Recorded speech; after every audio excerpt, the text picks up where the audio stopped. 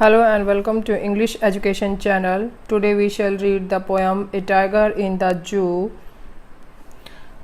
A Tiger in the Zoo poem written by Leslie Norris.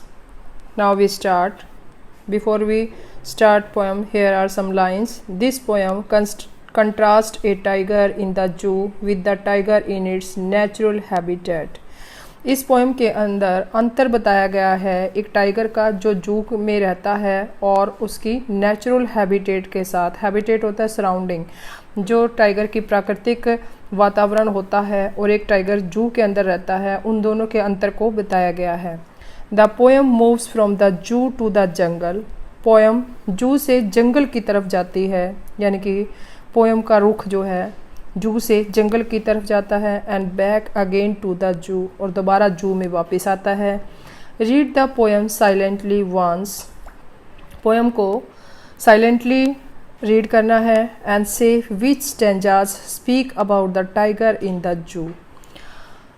और कौन सा stanza बताता है टाइगर को जू के अंदर। And which one speak about the tiger in the jungle, और कौन सा स्टेंजा उसे टाइगर को जंगल में बताता है। यानी कि हमें इसे साइलेंटली रीड करना है और हमें फिर बताना है कि टाइगर कैसे कंट्रास्ट इसमें पोएम में टाइगर का बताया गया है। Now we start. He stalks in his vivid strips.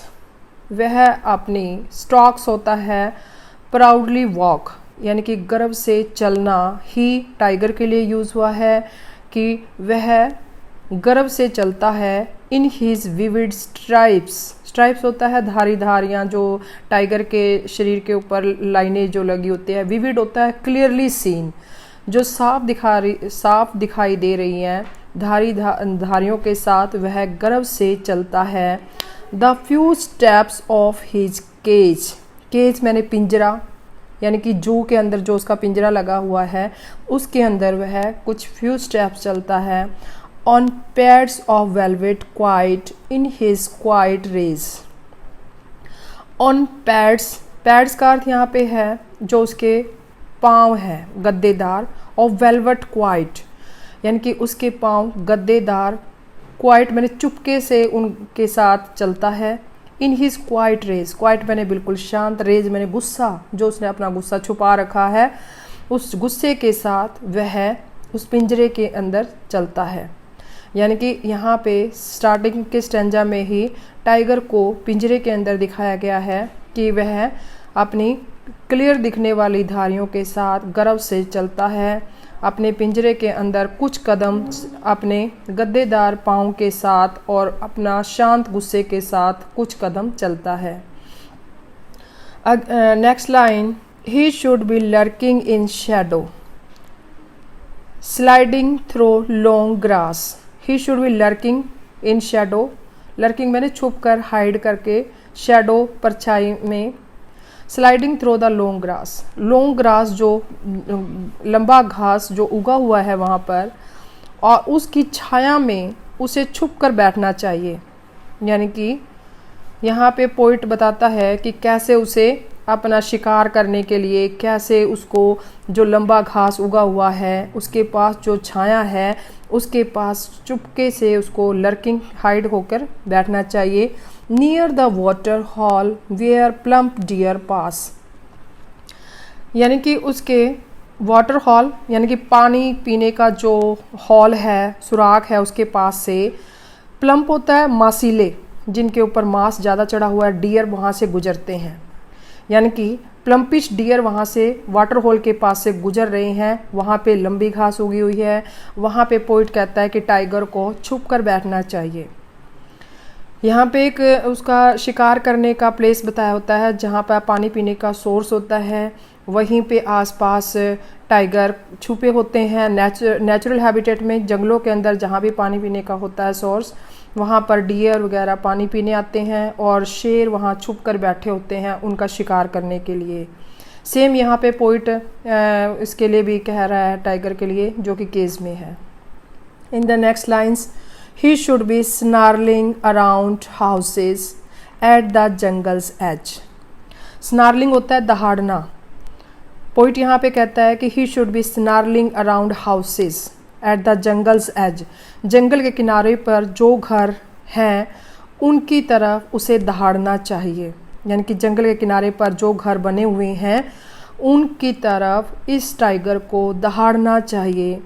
Baring his white fangs his claws terrorizing the village, terrorizing उनको डराने के लिए, बैरिंग मैंने दिखाना, showing, baring showing his white fangs, fangs होता है दांत, उसके चमकते हुए दांत, हिज क्लास उसके पंजे, यानी कि उसे गांव वालों को अपने सफ़ेद दांतों से और अपने पंजों से डराना चाहिए।